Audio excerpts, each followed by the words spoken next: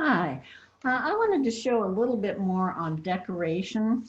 So there was one method called slip trailing that I didn't cover when we did decoration on plates before. So here is an example of a beautiful bowl that has been a plate that has been slip trailed. I did not make this, but this circular is actually clay that stands up. So slip, which we use to hold our pieces together, is nothing more than clay and water.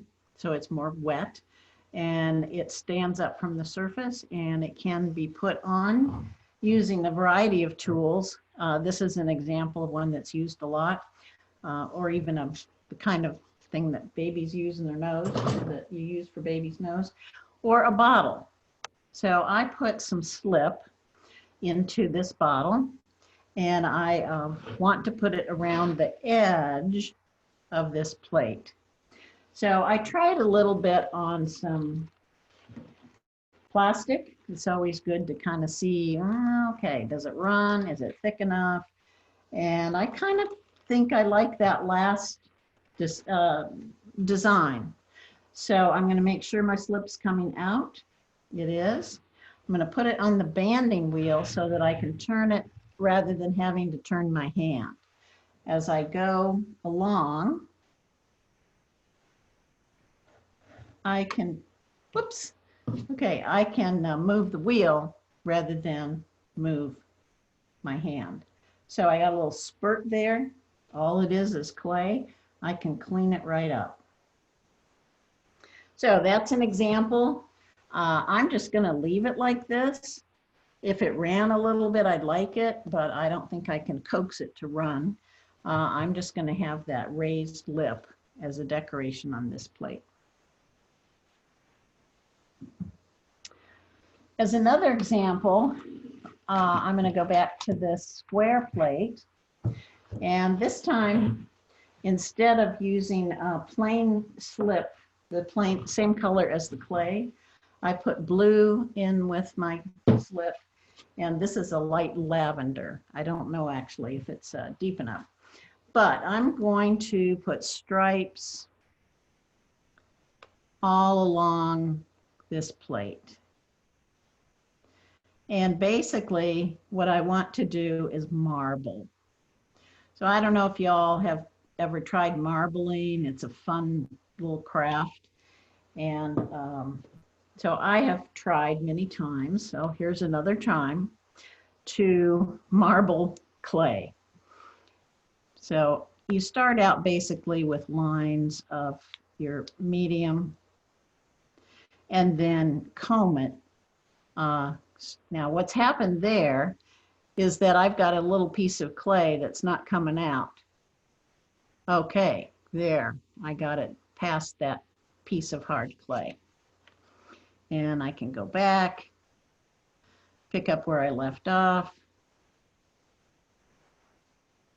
If you want to make your own slip, it's a good idea to put it through a sieve. And I just used a kitchen sieve, and that's the reason right there for the sieve is that you're going to get bumps that won't come through the bottle tip. You could use hair coloring bottle. You can use all different kinds of tips, whether you want them big. This one's a fairly small one, but they do get much smaller than that. So I'm going to go ahead and do some more. It's coming out pretty evenly. If I was trying to do a very intricate pattern, I might not be so happy with it, but I'm just trying to get it on the clay right now.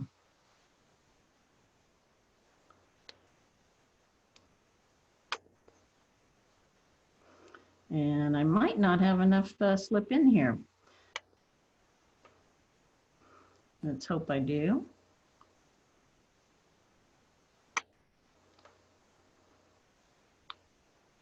I don't want it to stand up as much as it is standing up right now, because that would of course, it would have to be a purely decorative plate. It would interfere with food, particularly kind of when you're when you actually have something that you're trying to eat from rather than, you know, a cookie plate or something. I'm going to try and do a few more lines. And I'm running out, so I'll do very few more.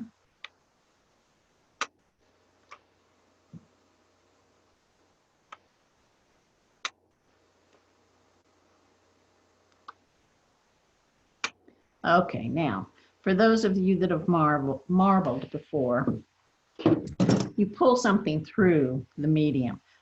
Ice pick might work. When you're using ink, needles work well.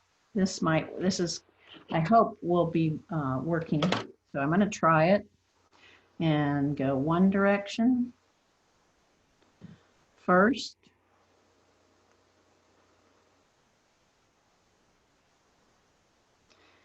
When I go the other direction, I could use a different comb and it would create a different pattern.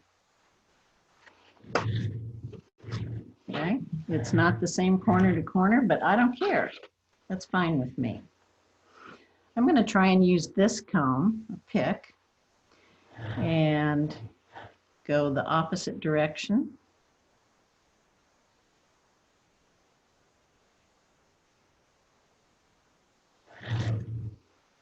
Clean that off. I'm not a master marbler, but I don't like these loops over here. So I think I'll comb through them. Do something on the other side.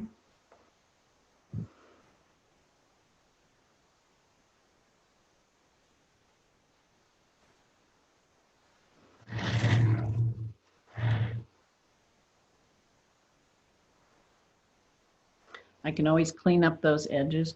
You get the idea. That's one kind of marbling. I'll probably continue to play with it, and I'll let you see the result later. Thanks for watching.